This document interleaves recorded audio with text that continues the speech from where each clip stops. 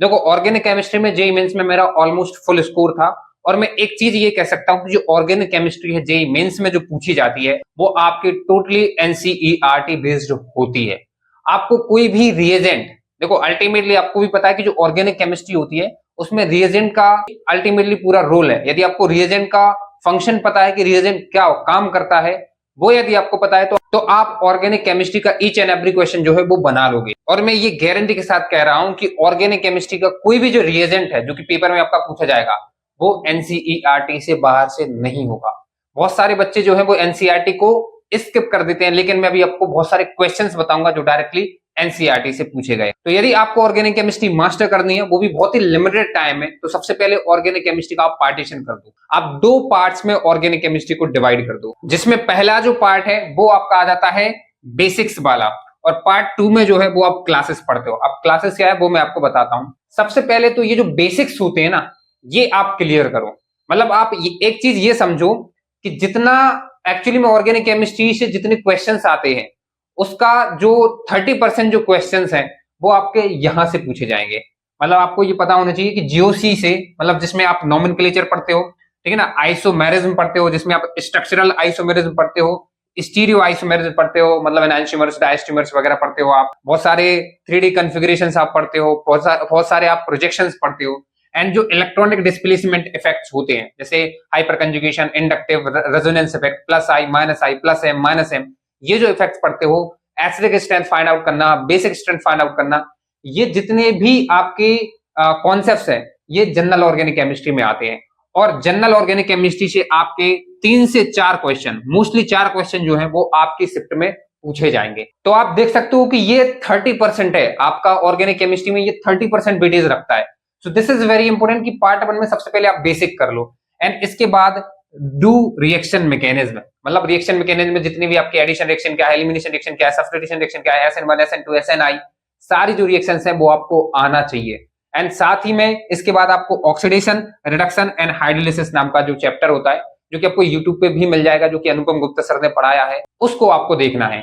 Actually में ये जो चैप्टर्स है ना, ये जो 3 चैप्टर हैं ये आपके बेसिक्स है, और बेसिक्स को बिल्ड करने में आपको जितना भी टाइम देना है आप दे सकते हो, कोई दिक्कत नहीं है। क्योंकि एक बार आपने ये बेसिक बना लिए, मतलब मैंने भी यही किया था, एक बार ये आपके जो बेसिक्स बन जाएंगे ना, जितने भी फिर एनसीईआरटी में जो चैप्टर्स आते हैं ना उनको एक्चुअली क्लासेस बोलते हैं। अब वो क्या होता है वो मैं आपको बताने वाला हूं। ये जो क्लासेस हैं ये आप काफी जल्दी और इजीली कवर कर लोगे। बस अपना जो फोकस है वो इन चैप्टर्स पर कवर कराने पे लगा दो, जिसमें स्पेशली जीओसी और रिएक्शन मैकेनिज्म जो है ये दोनों चैप्टर्स इंपॉर्टेंट होते हैं।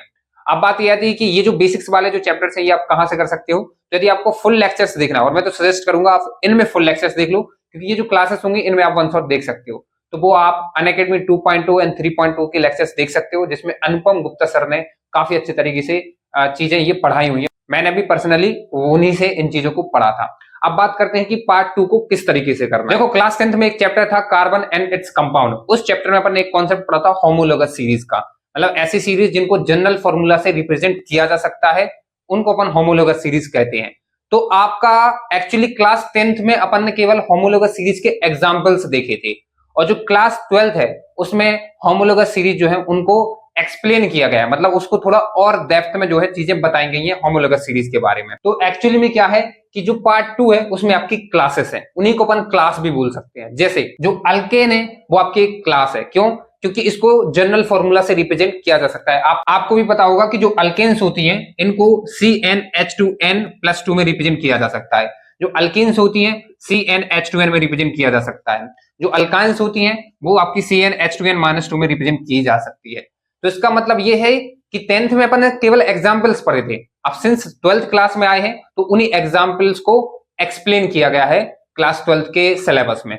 तो वही चीज है कि ये जो क्लासेस है ना आपकी alkane, alkenes, alkynes, haloalkane, haloarenes, alcohols, ethers, phenols, aldehydes, ketones, carboxylic acid and amines, ये सारी आपकी क्लासेस हैं। This is your part 2। अब एक्चुअली में यदि आप जब एनसीईआरटी पे जाओगे तो इन क्लासेस में आपको केवल 3 चीजें पढ़ना है पर क्लास। मतलब जैसे यदि आप अल्केन्स पढ़ रहे हो तो अल्केन्स में आपको अल्केन्स की फिजिकल प्रॉपर्टीज पढ़ना है, अल्केन्स की मेथड ऑफ प्रिपरेशन पढ़ना है, मतलब अल्केन्स जो होती है वो बनती कैसे है वो मेथड ऑफ प्रिपरेशन पढ़ना है, और अल्केन्स की केमिकल रिएक्शंस पढ़ना है। That's it. अब मैं आपको बता दे रहा हूं कि जो 12 क्लासेस है ना, सारी 12 क्लासेस में केवल एक ही ट्रेंड फॉलो होगा। जैसे जब आप अमाइंस पढ़ने जाओगे तो अमाइंस में भी आपको तीन चीजें मिलेंगी, physical property, chemical reaction and method of preparation. और एक और चीज बता दूं, हर क्लास में केवल 3-3 4-4 मेथड ऑफ प्रिपरेशन है और 3-3 4-4 केमिकल रिएक्शंस है। That's it. तो आप खुद एक चीज समझ लो कि जब क्लासेस जो है वो इतनी इजी है, वो आप बहुत स्पीड में कवर कर लोगे। मैं लिटरली बता रहा हूं, आपको ज्यादा कुछ भी नहीं करना है। आपको करना क्या है कि इन क्लासेस को कवर करने के लिए सबसे पहले आपको वन शॉट देखना है। मतलब आप क्या करो, मैंने बोला था पार्ट 2 में डिवाइड कर लो ऑर्गेनिक केमिस्ट्री। पार्ट 1 में जो आपके बेसिक्स होते हैं, जिसमें आप जीओसी वगैरह पढ़ते हो, उसको अच्छे से मास्टर कर लो।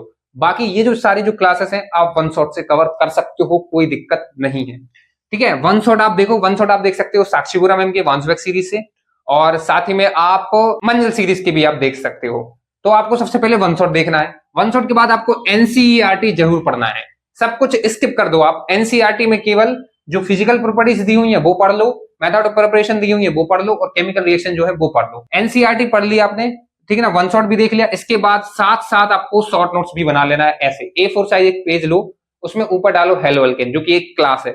उसमें आपको 3 चीजें पढ़नी है, फिजिकल प्रॉपर्टीज जो कि कुछ खास नहीं होगी, मेथड ऑफ प्रिपरेशन इंपॉर्टेंट है, एंड केमिकल रिएक्शन इंपॉर्टेंट है। 3-3 4-4 रिएक्शन होंगी हर क्लास में। तो मतलब आपके 14 से 15 पेजेस में सारी क्लासेस और उनकी रिएक्शंस जो है वो आ जाएंगी, और आपकी जो ऑर्गेनिक केमिस्ट्री वो विद इन 1 मंथ आप अच्छे तरीके से तैयार कर सकते हो। एंड इसके बाद आपको डायरेक्टली प्रैक्टिस करना है जी मींस की पीवाईक्यूज। समय आपके पास नहीं है, मैं आपको बता रहा हूं कि आपके जो पीवाईक्यूज है 2019 टू 2024 मोर देन सफिशिएंट है, बस आप इतने कर लेना। तो ऑर्गेनिक केमिस्ट्री को आपको इस तरीके से करना है। आपको बिलीव नहीं होगा, मैं आपको बता रहा हूं कि एनसीईआरटी ऑर्गेनिक की इतनी इंपॉर्टेंट है for these chapter, for this classes. ठीक है, इसके बाद बायोमोलिक्यूल एक चैप्टर बच रहा है, वो आप डायरेक्टली एनसीईआरटी से पढ़ लेना। ये क्वेश्चन जो आपको स्क्रीन पे दिख रहे हैं ना, आप इन क्वेश्चंस को पॉज करके पहले पढ़ो। हो सकता है कि आपने अभी ये जो सिलेबस है ये कवर ना किया हो, लेकिन जब आप सिलेबस कंप्लीट कर लोगे आपको पता चलेगा कि ये केवल और केवल एनसीईआरटी से क्वेश्चन जो है वो पूछे गए हैं। तो समझो ऑर्गेनिक केमिस्ट्री में थोड़ी एनसीईआरटी की वैल्यू समझो कितनी है, और इस तरीके से ऑर्गेनिक केमिस्ट्री को आप फास्टेस्ट तरीके से कर सकते हो।